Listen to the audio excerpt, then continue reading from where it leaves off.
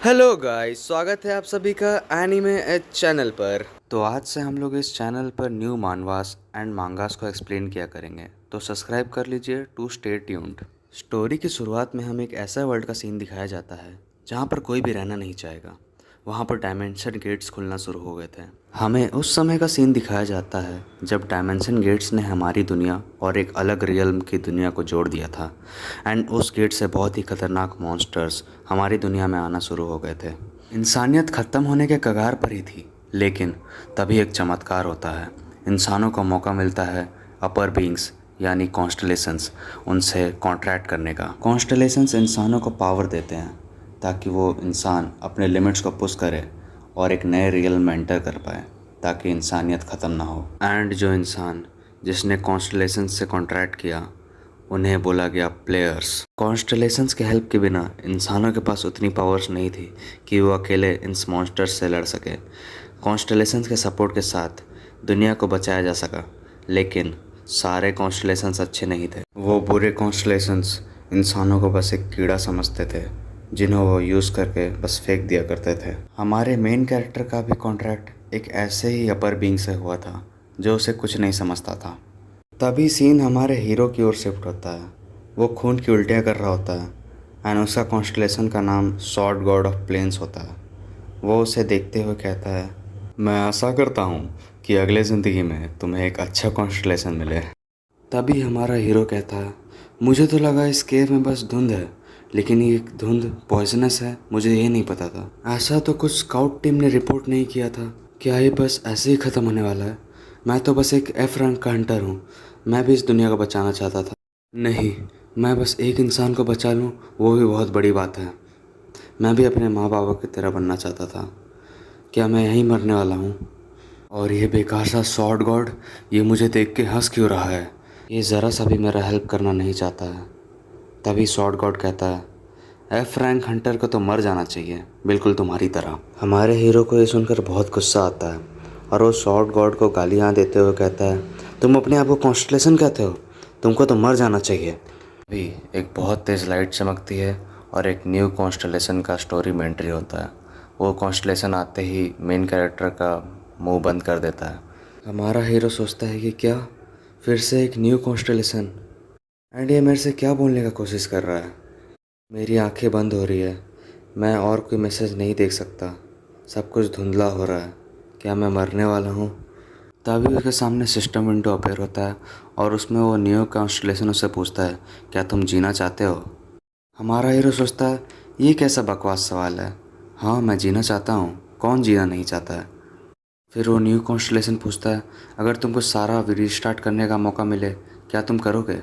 तो हमारा हीरो कहता है कि हाँ, मैं करूँगा, मैं जीना चाहता हूँ। एंड ये बोलते बोलते हमारा हीरो का डेथ हो जाता है। लेकिन तभी वो कॉन्स्टलेशन कुछ स्पेल्स को पढ़ता है और बहुत ही तेज़ डिवाइन लाइट चमकने लगती है और बहुत सारे डिवाइन लेटर्स आसमान में फ्लोट करने लगते हैं। एंड तभी वो गुफ़ा बहुत ज़ोर से क्रैक करके वो गुफ़ा टूट जाती है एंड हमारे हीरो को एक पोर्टल में खींच लिया जाता है। तभी हमारा हीरो का आँख खुलता है और वो अपने आप को अपने पास्ट सेल्फ में देखता है और वो सोचता है कि क्या ये कोई सपना तो नहीं है? नहीं, सच में लगता है कोई सपना है। ये तो रियल नहीं लग रहा है, बिल्कुल रियल नहीं है। तभी हमारा हीरो अपना फ़ोन निकालता है और उसमें डेट देखता है। तो डेट होता है September 1, 2025। तो फिर हमारा हीरो सोचता है कि ये तो वही दिन है जिस दिन हम अवेकन किए थे और मेरे को अपना न्यू कॉन्स्टलेशन मिला था, वो कमीना सॉर्ड गॉड। फिर हमारा हीरो सोचता है शायद ये सपना ही है, शायद हम अपना आँख बंद करेंगे और हम वापस से मर जाएंगे, ये कोई सपना ही हो सकता है। लेकिन तभी उसके सामने उसका सिस्टम अपेयर होता है और फिर उसको देख के वो शॉक हो जाता है कि ये सच में सपना नहीं है। इसका मतलब तो तुम वही हो जो मैं सोच रहा हूँ। कमीने सॉर्ड गॉड, तुम्हारी हिम्मत कैसे हुई वापस यहाँ आने की? मुझे नहीं चाहिए तुम्हारे बेकार से आइटम, निकल जाओ यहाँ से। और तुमने क्या कहा था? मुझे मर जाना चाहिए एक एफ रैंक हंटर की तरह। हाँ, मरोगे तो तुम निकल जाओ यहाँ से। लेकिन फिर अचानक से उसका कॉन्स्टलेशन उस पर गुस्सा करने लगता है और बोलता है, तुम्हारी हिम्मत कैसे हुई मुझे उस लो कॉन्स्टलेशन से कंपेयर करने की? तुम अभी जानते नहीं हो कि मैं कौन हूँ। ये सुन के हमारा हीरो सोचता है कि अच्छा, ये शॉर्ट गॉड नहीं है क्या? तो हमारा हीरो उसको सॉरी बोलता है और बोलता है कि अच्छा तुम शॉर्ट गॉड नहीं हो तो तुम कौन हो। लेकिन वो कॉन्स्टलेशन उसका बात को बीच में ही काटते हुए बोलता है कि अभी ये चीज़ इंपॉर्टेंट नहीं है। तो हमारा हीरो बोलता है कि अगर ये इम्पोर्टेंट बात नहीं है तो इम्पोर्टेंट बात है क्या। लेकिन उसके बात को टोकते हुए उसका कॉन्स्टलेशन भी से बोलता है कि तुम्हारा रूम कितना गंदा है, यहाँ तो जानवर भी नहीं रहेंगे, तुम यहाँ रहते हो क्या, जल्दी से साफ़ करो वरना तुम बीमार पड़ जाओगे। फिर हमारा हीरो मन ही मन सोचता है कि ये होता कौन है मेरे बारे में ऐसा बोलने वाला, मेरे रूम की बुराई करने वाला। ये मेरा परिवार में से तो कोई है नहीं जो ऐसे मेरे बारे में बोल रहा है। लेकिन फिर हमारे हीरो को फ्लैशबैक आते हैं कि ऐसे उसकी मम्मी उसको डांटा करती थी। फिर हमारा हीरो सोचता है कि छोड़ो इस बात को। फिर वो हमारा हीरो उस सिस्टम से बोलता है कि तुम्हें मैं क्या करके बुलाऊं। लेकिन फिर से उसका कॉन्स्टलेशन उसको बीच में रोकते हुए बोलता है कि इसकी कोई भी ज़रूरत नहीं है, हमारे बीच में बहुत ही खास रिलेशनशिप है। ये बात सुनकर हमारा हीरो सोचता है कि ये नाम बता नहीं रहा है और ये भी नहीं बता रहा है कि मैं इसे क्या करके बुलाऊं। ये तो मेरा दिमाग ख़राब कर रहा है। तभी उसके सिस्टम में मैसेज आता है कि मैं जनरली तो ऐसा काम नहीं करता हूँ लेकिन तुम एक्सेप्शन हो, इसलिए तुम्हारे लिए मैं मॉडिफाई कर रहा हूँ सिस्टम को। और ये बोलते हुए उसका सिस्टम का होलोग्राम चेंज होने लगता है, चेंज होकर एक लड़की के शेप में आ जाता है। देन नीचे में उसका नाम से होता है जो होता है संग ह्यून सुक, जो अपने बेटे को हेलो बोल रही होती है। फिर हमारा हीरो जैसे ही उसको देखता है वो बहुत ही शॉक हो जाता है। फिर वो बोलता है कि क्या क्या सच में तुम मेरी मॉम हो। फिर उसको पास्ट का मेमोरी आता है कि उसकी मॉम सन ह्यून सुक एक एस रैंक की प्लेयर थी। तभी उसकी मम्मी जो होती है वो उसको बोलती है कि तुम अपनी मम्मी को भी नहीं पहचान रहा है, तुम कैसा बेटा है, तुम्हारा दिमाग ख़राब हो गया है क्या, पहले जैसे मार पड़ेगा ना तब तुम सुधरेगा। फिर हमारा हीरो बोलता है कि नहीं ऐसा बात नहीं है, ये बहुत ही अजीब है कि तुम मेरी मम्मी होने का नाटक भी तो कर सकती हो। फिर हमारा हीरो उनसे प्रूफ मांगता है कि अगर तुम सच में मेरी मॉम हो तो तुम मेरे को कुछ प्रूफ दे सकती हो क्या। तो ये सुनकर उसकी मम्मी एक फ़ोटो को देख के बोलती है बहुत दिन हो गया वाला फ़ोटो देखे हुए, ये बहुत ही पुराना फ़ोटो है, इससे बहुत सारी मेमोरीज जुड़ी हुई है। क्या तुम्हें याद है जब हम लोग पहली बार अम्यूज़मेंट पार्क गए थे तो वहाँ पे तुम आइसक्रीम के लिए रोने लगे थे। क्या तुम्हें अभी भी आइसक्रीम पसंद है, जब तुम छोटे थे तब तुम्हें बहुत पसंद थी। तो ये सुन के हमारा हीरो सोचता है कि हाँ मुझे बचपन में आइसक्रीम तो बहुत पसंद थी लेकिन ये काफ़ी नहीं होगा प्रूफ होने के लिए। तो फिर उसकी मम्मी हंसती है और बोलती है कि तुम्हें याद है तुम जब 7 साल के हो गए थे तब भी तुम डायपर पहनते थे, तुम उस समय भी पैंट में ही सुसु किया करते थे। ये ये जब भी मैं सोचती हूँ तो मेरे को बहुत हंसी आता है। ऐसे ही उसकी मम्मी बहुत सारा बात सब उसको बताने लगती है। हमारा हीरो ये सब सोचता है और देखता है लेकिन फिर भी उसको यकीन नहीं हो रहा था। तो उसकी मम्मी को वो बोलता है कि नहीं मेरे को अभी भी यकीन नहीं हो रहा, क्या तुम और किसी चीज़ से प्रूफ कर सकती हो।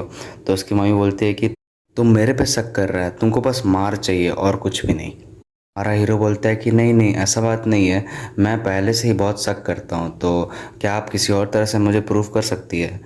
तो उसकी मम्मी बोलती है कि तुम कुछ भी पूछो अपने बचपन से रिलेटेड, तो हम तुमको कुछ भी जवाब दे देंगे, इसके लिए हम बहुत ज़्यादा कॉन्फिडेंट हैं। ये सुनकर हमारा हीरो बोलता है कि मेरे बचपन में मेरी मम्मी जब भी घर आती थी मेरे लिए एक बहुत अच्छा चीज़ लेके आती थी एंड उसको फिर बना के मेरे को खिलाती थी। तो ये सुन के हमारी जो कॉन्स्टलेशन होती है बोलती है कि तुम क्या उस चीज़ के बारे में बात कर रहे हो।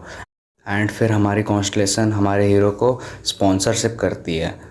एंड जैसे ही स्पॉन्सर करती है तो हमारे हीरो के सामने एक बहुत तेज़ सा लाइट चमकता है एंड फिर उसके सामने एक सैंडविच टाइप का ब्रेड आ जाता है जिसके ऊपर हनी लगा हुआ होता है। तो फिर हमारा हीरो सोचता है कि ये ये तो वही है जो मैं बचपन में खाया करता था। फिर वो हीरो उसको पकड़ता है और अब खा लेता है। तो फिर उसको बहुत ज़्यादा ही पुराना मेमोरी सब याद आने लगता है कि हाँ ये तो वही टेस्ट है जो मेरी मम्मी मेरे को बना के खिलाती थी। फिर उसका आँख से आंसू गिरने लगता है और वो बोलता है मम्मी इसमें आप ही हैं, आप कहाँ थी मम्मी, मैं आपको बहुत मिस किया। उसकी मम्मी रोते हुए बोलती है कि हाँ बेटा मैंने भी तुम्हें बहुत ज़्यादा मिस किया। फिर उसकी मम्मी बोलती है कि अभी बहुत हो गया हाय हेलो और चलो जल्दी से रियल टॉपिक पे बात करना शुरू करते हैं। तो फिर हमारा हीरो सोचता है कि हम लोग बहुत साल बाद मिले हैं लेकिन तब भी मम्मी इतना जल्दी क्यों कर रही है। तो ये ऐसा पूछता है तो फिर वो उसकी मम्मी बोलती है ये लाइफ मिले हो तुम्हें बहुत ज़्यादा टाइम हो गया है, क्या तुम नहीं सोचो कि तुम्हें भी एक एस रैंक का हंटर बनना है तुम्हारे पापा और मेरे जैसा। तो फिर हमारा हीरो बोलता है कि क्या हम मुझे मिनिमम एक एस रैंक का हंटर बनना पड़ेगा। तो उसकी मम्मी बोलती है हाँ तुम्हें मिनिमम एक एस रैंक का हंटर बनना ही पड़ेगा। हमारा हीरो सोचता है ये तो बहुत ज़्यादा ही मुश्किल है, क्या मैं सच में बन पाऊँगा। उसकी मम्मी उसको टेंशन लेने के लिए नहीं बोलती है और बोलती है मेरे पास सारा प्लान रेडी है। तो हमारा हीरो बोलता है कि कैसा प्लान। तो फिर उसकी मम्मी बोलती है कि मेरे पास बहुत सारा स्टेप्स है जिसको तुम फॉलो करोगे तो तुम एक एस रैंक का हंटर बन जाओगे। हमारा हीरो फिर उसकी मम्मी से पूछता है कि कैसा स्टेप्स। तो उसकी मम्मी उसको सारा स्टेप बताती है जो हम लोग को नहीं बताया गया होता है। हमारा हीरो बोलता है कि क्या सच में मैं इस स्टेप्स को पूरा करने से एक एस रैंक हंटर बन जाऊंगा। तो बोलती है उसकी मम्मी कि हाँ ज़रूर बन जाओगे और जल्दी से स्टेप 1 को कंप्लीट करो।